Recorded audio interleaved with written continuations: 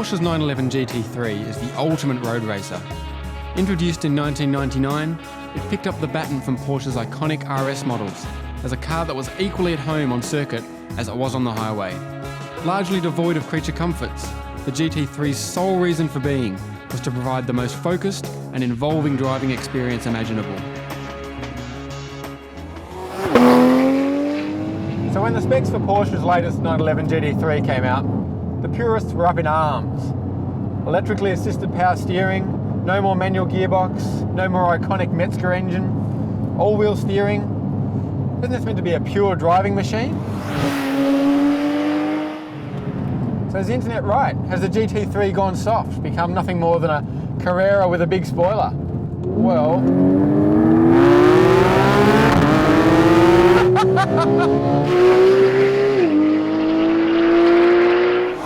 Does that sound like it's gone soft?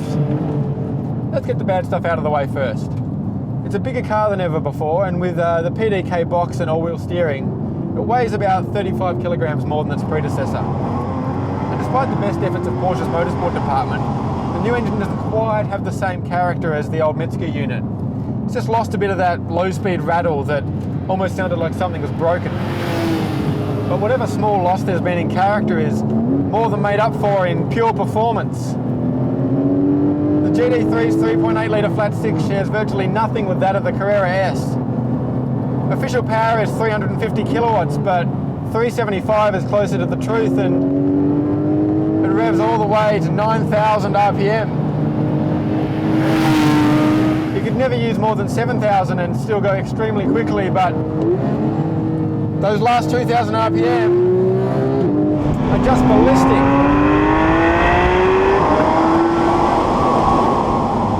Lacking 3 pedals and a lever does rob the GT3 of some engagement, but truth be told, on the road especially, it's so damn fast that shifting your own gears is probably a distraction you don't need. Grip levels from the Michelin Cup tyres are just staggering.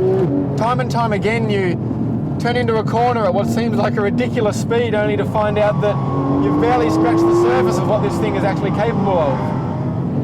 911s are nothing like as tricky as they once were, but it's still important to use that unique weight balance to your advantage. Trail braking into a corner, keeping the weight on the front tyres to avoid understeer, and then using that incredible traction to catapult you out of each corner. Purists may scoff, but the added technology in this new 911 GT3 really does add to its abilities. The all-wheel steering gives it a freakish level of agility in slower corners, and Porsche's PDK is about as good as dual clutch boxes get. The biggest issue with the new GT3, if you can call it an issue, is that it's so fast and capable that getting anywhere near its limits on the public road is more or less impossible. This car just lives for the track. So that's exactly where we've come. Freed from the constraints of the public road, you can really begin to unlock some of its absolutely awesome capabilities. The brakes are absolutely incredible, they just never tire. The grip is massive, and the engine is unbelievable. You can brake so late, later than you ever think possible. You can just lean on it lap after lap after lap, like no other production car. Other cars, eventually they'll run out of tyres, run out of brakes, they'll start to wilt. But this thing will just keep going around and around and around until the driver falls over.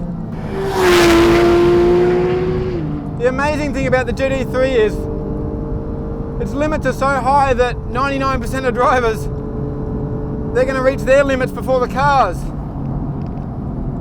Yet, if you do manage to approach the car's limits, it rewards you so much for driving it well.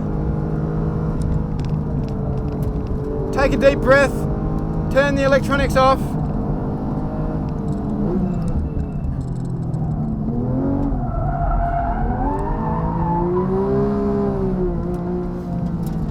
and and you can play with it all day.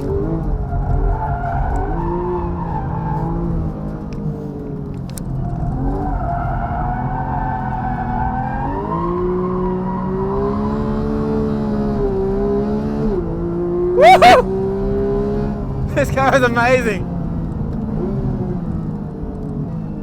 If you've got a GT3 and you don't take it to a racetrack, what a waste!